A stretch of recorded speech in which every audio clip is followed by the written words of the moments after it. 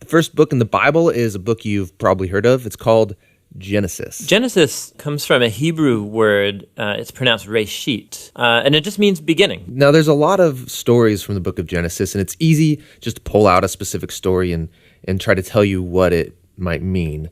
But we think the best way to understand this book is to look at the book as a whole and show you how the whole thing is designed. The book is designed to fall into two main parts. You have chapters 1 through 11, which is telling the story of God and the whole world. And then you have the second part, which is about God and Abraham's family. That's chapters 12 through 50. And how the two of those parts relate, that's where you find the message of the book. Okay, so let's start back at the beginning. The first part of Genesis begins with a creation story where God creates everything. And how exactly that happens, of course, that's where all the debates come. But he takes a dark, watery chaos and he turns it into a beautiful garden where humans can flourish. That sounds nice. It does sound nice. In fact, 7 different times God says of all that he's made that it's good. And this is where we meet the first human characters in the Bible, Adam and Eve. They're both individual characters, but they're also representative. Adam is the Hebrew word for humanity, and Eve is the Hebrew word for life. And God creates them in his image. In other words, humanity reflects, or is meant to reflect, the creativity, the goodness, and character of the Creator out into the world that he's made. And they're supposed to reproduce and make cultures and neighborhoods and art and gardens and everything else. But he gives them a moral choice about how they're going to go about building this world. And this is what the tree of the knowledge of good and evil is all about. And he tells them, don't eat of the fruit of this tree or you will die. What's that all about? So up till now, God has been the one defining and providing what is good. And so God is the one with the knowledge of good and evil. But now this tree represents a choice.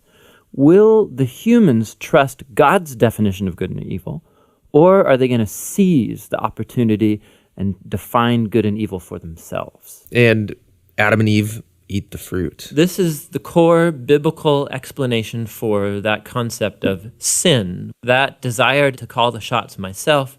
It's the inward turn of the human heart to do what's good for me and my tribe, even if it's at the expense of you and your tribe. And the problem is humans are horrible at defining good and evil without God. And so now that humanity's made this choice, things get really bad. So Genesis 3 through 11 is like tracing this downward spiral of all humanity. So Adam and Eve, they can't trust each other anymore. And so there's a little story about how they were naked and felt fine about it beforehand, but now they feel shameful because all of a sudden Adam's definition of good and evil might be different than Eve's, and so they hide from each other. Then there's another story of temptation. Cain is jealous of his brother Abel, and he gives in and kills him. There's a story right after Cain about a guy named Lamech, and all we know about Lamech is that he accumulates wives like property, and he sings songs about how he's a more violent, vengeful person than Cain ever was, and he's proud of it. Things get so bad with the human race that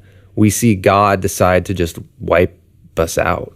Yeah, we typically think of the flood story is about God being angry, but it actually begins with God's sadness and grief about the state of his world. And so out of his passion to preserve the goodness of his world, he washes it clean with the flood. But there's a glimmer of hope. He chooses Noah and his whole family, and he saves them on this boat. Yeah, don't forget about the animals. Right, and the animals.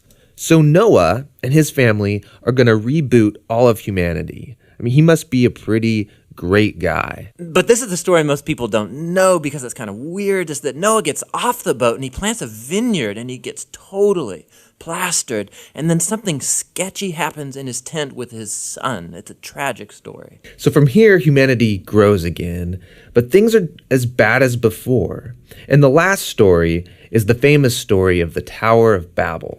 And in this story, you have all of the nations uniting together to use this new technology they have, the brick.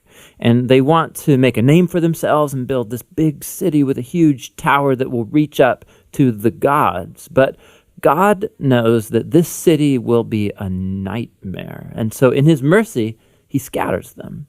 And all of these stories, they're underlining the same basic idea. When humans seize autonomy from God, when they define good and evil for themselves, it results in a world of tragedy and death. And this leaves you wondering, is there any hope for humanity? Yes, yeah, there is. It's the very next story that answers that question. It's the beginning of God's mission to rescue and restore his world.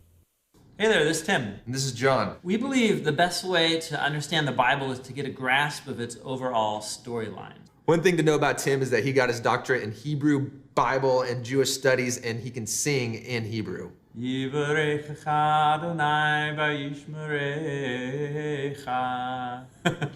nonprofit, and we'd love to make more videos. So if you like these videos, we'd love your help reaching our next goal. Even a couple dollars would really be helpful. And you can download full resolution videos or like study guides, discussion guides at jointhebibleproject.com. It's all for free at jointhebibleproject.com.